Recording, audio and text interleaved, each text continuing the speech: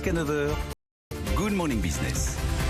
Et donc à 7h46, c'est Thierry Laborde, le nouveau futur directeur général délégué de BNP Paribas. Vous allez succéder à Philippe Bordenave lors de l'AG du 18 mai. Pour l'instant, on ne vous félicite pas encore. Mais en tout cas, merci d'être avec nous ce matin sur ce plateau pour parler notamment des résultats de BNP Paribas.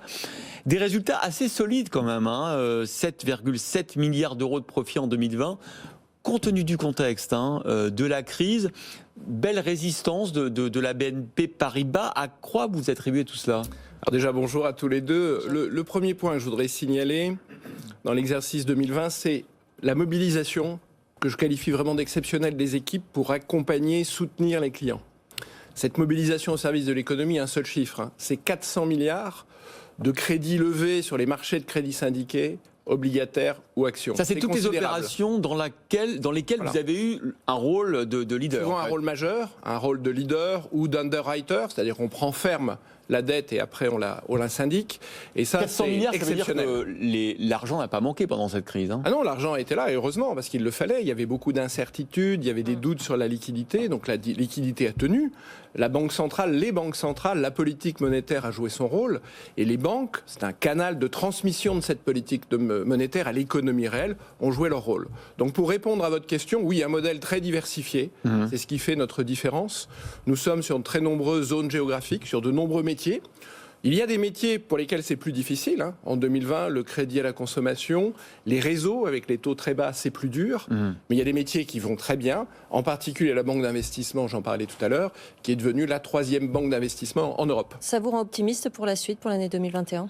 Alors optimiste, réaliste, je dirais. Nous, ce que l'on voit sur 2021, on voit vraiment une reprise au deuxième semestre. Il faut bien sûr que toutes ces incertitudes... Ça dépend de la vaccination notamment. Ça dépend de la vaccination, ça dépend des variants, ça dépend bien sûr de la confiance qui va se réinstaller. Mais si on sort de ces couvre-feux, du stop and go, des menaces, de reconfinement, avec plus de visibilité, on voit plutôt ça à partir de l'été. Et donc un rebond, puisqu'on est sur un scénario de croissance médian en zone euro de l'ordre de 5%. En 2021. Alors, parlez-nous de vos clients, notamment les entreprises, les entrepreneurs, et sur leur comportement pendant cette crise. Alors, je dirais qu'ils sont... Bon, moi, j'adore les entrepreneurs. J'aurais rêvé de le faire, mais bon, je l'ai fait dans la banque, donc c'est une autre façon d'entreprendre aussi. Mais les entrepreneurs en France et en Europe ont été exceptionnels. Ils se sont adaptés. Alors, bien sûr... On l'a vu beaucoup en septembre quand on les recevait. Après, on a vu quand même ce coup de mou quand même en fin d'année, la crainte de ce qui allait devenir. Vous les ressentez de nouveau combatifs? Oui, bien sûr. On voit, et on le voyait tout à l'heure sur votre antenne, quelques annonces d'opérations menées par des grandes entreprises françaises qui consolident leur secteur en Europe. Il y a beaucoup d'opportunités dans ces phases. Il y a des choses qui s'accélèrent, donc ceux qui savent anticiper, ceux qui sont prêts avant les autres. Et dans la compétition d'entreprises, il y a toujours des entreprises qui performent mieux que d'autres. Et là, il y a beaucoup d'opportunités. Et aussi, je pense que le fait de travailler aussi beaucoup plus de chez soi a donné à beaucoup de Français l'envie d'entreprendre. On le voit. D'ailleurs, on voit la création. Alors après, moi, je trouve que c'est un bon chiffre. Le nombre de créations d'entreprises n'a jamais été aussi forte, notamment parce qu'il y a beaucoup de micro-entreprises. Mais après tout, c'est l'esprit entrepreneurial qui rentre dans la tête des Français. Il faut bien démarrer. Et ça, je dirais, c'est un phénomène qui s'accélère aussi. Et du point de vue des PGE, comment ça se passe ? Vous pensez combien ne vont pas être remboursés au final ? Combien ont été reportés aussi ? Alors déjà, là, le report, on ne le sait pas encore, puisque l'option... C'est en ce moment, ça va démarrer début mars. Ce que l'on voit, c'est des choses, il faut être rassurant.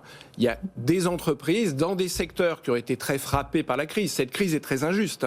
Elle tape... On va le dire avec Coface, très inégalitaire. Très inégalitaire, c'est sa caractéristique. Donc dans ces secteurs, bien sûr, je comprends qu'il y ait des chefs d'entreprise qui puissent s'inquiéter, mais rien avant 2022, puisqu'il y a la possibilité de reporter d'un an le démarrage de ce remboursement, et ensuite il reste ou 5 ans ou 4 ans pour rembourser. Et en tout état de cause, on trouvera les solutions avec nos clients dans le dialogue. Selon vous, combien de pourcentage des PGE ne seront pas remboursés ? Alors si on regarde les évaluations de la Banque de France, selon les scénarios économiques, on est entre 4 et 6% de taux de défaut à horizon 6 ans. D'accord. Donc ça fait en gros un 1% par an, ce qui reste tout à fait raisonnable. Donc 90% sera d'ailleurs pris en charge par l'État qui les a garantis.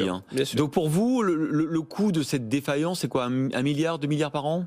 Pour les banques en France, c'est moins que ça. Vous voyez, vous prenez 6% divisé par 1% par an sur 130 milliards, fois 10%, c'est un montant, somme toute, très faible. À peu près 1,5 milliard. Bah, c'est pour toutes les banques en France, oui, ça fait ça. Oui, fait donc c'est rien. C'est rien du tout. Donc C'est pas beaucoup. Voilà. Par rapport à l'attrait au service rendu. et en au plus. service rendu, puisque c'est un produit qui a été créé pour faire face à une période d'incertitude. Et on a bien fait de le faire parce que l'incertitude est encore là.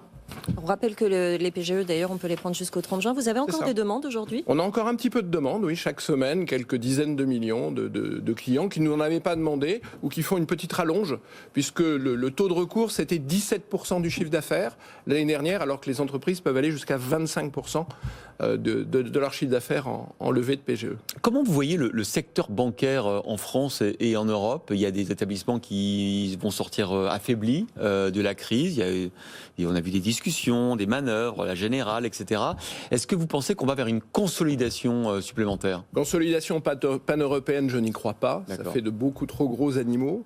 En revanche, se renforcer sur des secteurs. Nous avons fait l'année dernière des opérations ciblées d'acquisition dans des secteurs. Nous sommes renforcés, par exemple, dans la location longue durée, où nous avons avec Arval une très très belle entreprise qui contribue d'ailleurs à la transition écologique, puisqu'elle est en train de verdir son 1 300 000 de véhicules dont elle est propriétaire.